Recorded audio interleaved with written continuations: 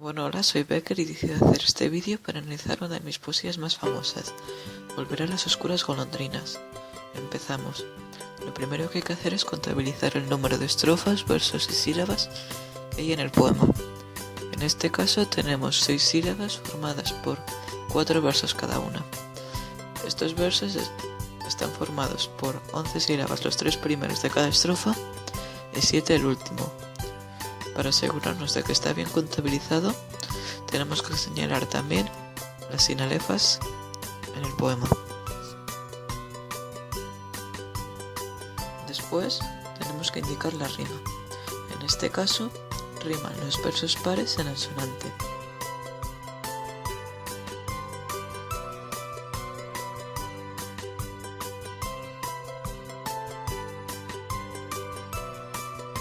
Me he equivocado, ya que los versos que son heptasílabos debería ser la minúscula, no mayúscula.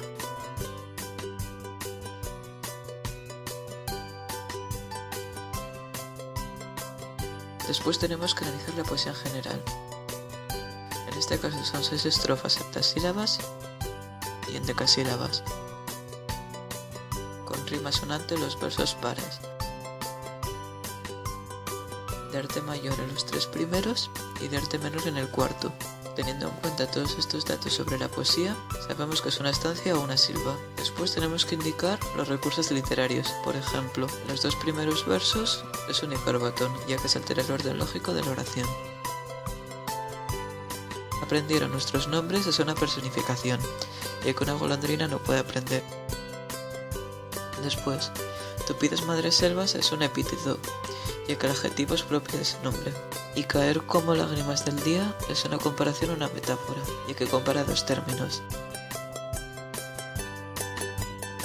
Pero mudo y absorto y de rodillas es un polisintetón, ya que abunda el uso de conjunciones. Por último, debemos indicar la rima en el poema, ya que es muy importante.